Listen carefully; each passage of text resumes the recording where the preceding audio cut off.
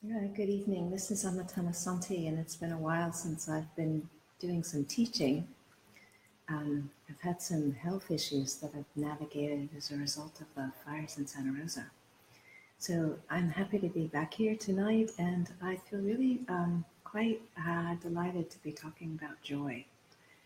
Um, one of the interesting ironies of challenges is the blessings that they bring, and one of the blessings that comes with um, the circumstance that I'm in is that I get to experience a lot of joy in the care and the kindness that I'm receiving from people that I'm meeting all over the place. And friends have been remarkable. A network of community has been holding and supportive. And I meet people wherever I'm going, and they open their hearts and they are extending interest and curiosity and care. So, one of the things that happened is I stayed at I was house sitting, and in the house was Mickey, and Mickey was is a cockapoo. He's a 14-year-old cockapoo, and oftentimes he's quite sedate and very cautious and caring about how quickly he moves. And when I take him on a walk, he would just walk really slowly to begin with. Anyway, Mickey and I fell in love with each other. And so I was thinking about how I could go on special adventures with Mickey so that he would have fun. So I asked his parents, who were away on a holiday, if if it would be okay to take him on adventures, and they said sure.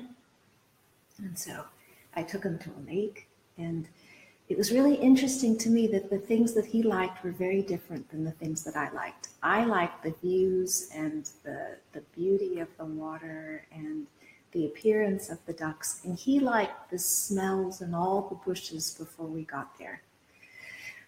And then, we walked and we sat and we rested and we had a nice time, and that was lovely. So I thought, well, what else can Mickey and I do that would be fun? Here's this dog that I'm house sitting. He and I are friends, so it would be fun. So I looked, and in the area where I am right now, which is in San Diego, there was a dog park. So I thought, well, that would be good fun. So I took him in the car with his seatbelt, and I clicked him in and went to the beach. And, and he was quite tentative at first. And then he saw the water, and he saw the other dogs. And we found a ball that had been abandoned. And this very sedate dog, who's often quite slow and careful in his movements, just was filled with joy. He was wagging and he was bouncing and he was chasing the ball, and I would throw it into the water and he'd go in and he'd get it. And, his eyesight's not too good and his ears are not too good. And sometimes I'd throw the ball and I'd have to walk after it to show him where it was, like 80% of the time or 85% of the time. But he had so much fun, and he went in the water and he rolled in the sand. And watching Mickey have so much fun just filled me up with such incredible joy. I can't tell you how much joy I felt. I was bursting, I was bubbling with joy. And so, one of the things that we can experience, particularly when we're having challenges in our own world, is that if we tune in to the joy of others, if we tune in to their joy and see them and feel that in them, then it brings a huge amount of joy to us. So I see Kathleen has just joined on, and that makes me smile because Kathleen and I know each other from Santa Rosa, and the car that I have has been the car that she had. And every time I get into that car, I just feel the gratitude of Kathleen's presence and her gift and the ability to be able to do so many things that just would not be possible without it.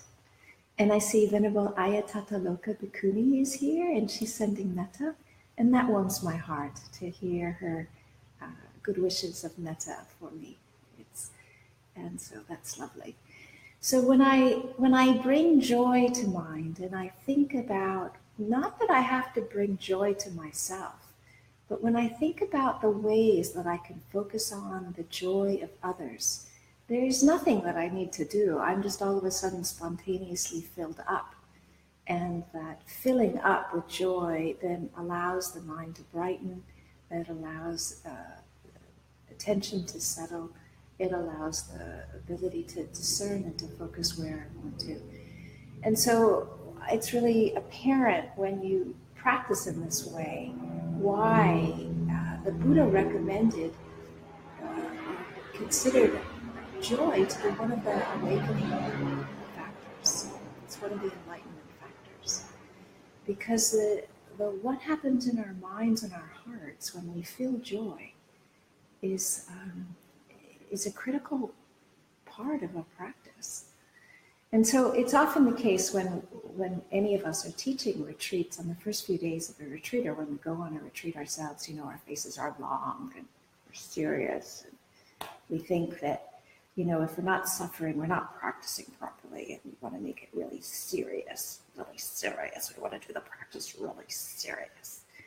And it can be really take a few days before we can relax and allow the benefit and the blessings of being on retreat to fill us up, and to allow our bodies to feel the refreshing experience of relaxation, and to begin to experience some joy, just the joy of the mind settling, the joy of being able to notice the simple pleasures of colors and smells and sights, the ability to experience the sense world without being distracted, the joy and the happiness that comes from a heart that's open.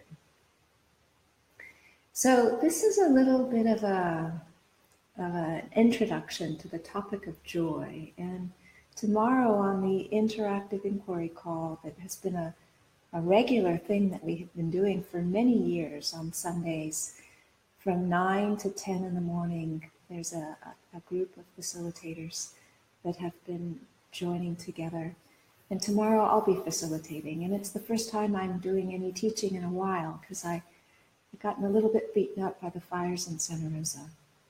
And it's just taken a while for my health to come back into a place where even something as simple as that would be something that I can manage. So I feel delighted, deeply delighted, that I'm feeling well enough to facilitate tomorrow's call. And again, I'll be facilitating the call on the 13th of May, which is Mother's Day, and the topic of that call will be on gratitude. And so if you're not free to join tomorrow, but you are free to join on the 13th of May, it'd be lovely to have you come.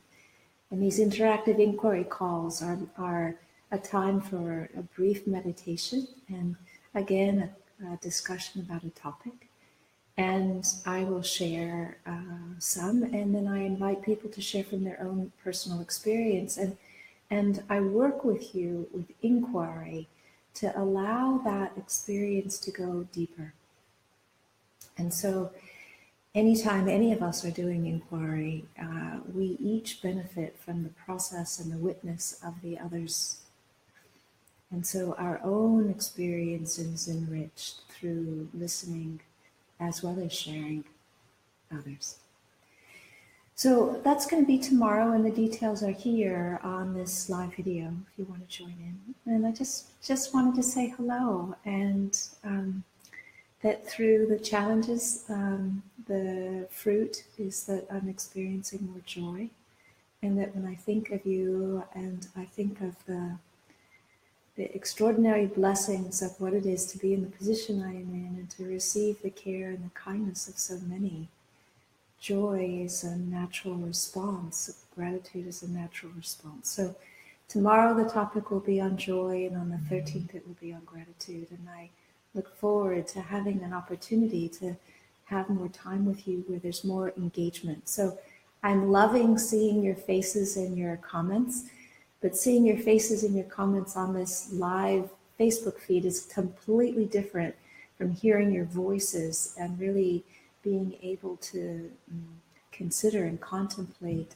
the way these things touch us and the impact that they have, and the areas where we feel obstacles to allowing joy into our lives and how we work with it, and the richness of feeling and hearing the voices of each other from around the country and sometimes around the world. We have people joining in from, oftentimes from England and sometimes from Canada and Mexico. And so, these little online calls are, it feels like sitting in the living room with close friends, but we can be from all over the place and just have a time to drop in and do some practice together. So I look forward to meeting together with you and hope to see you tomorrow, hear you tomorrow. Be well for now. Take care.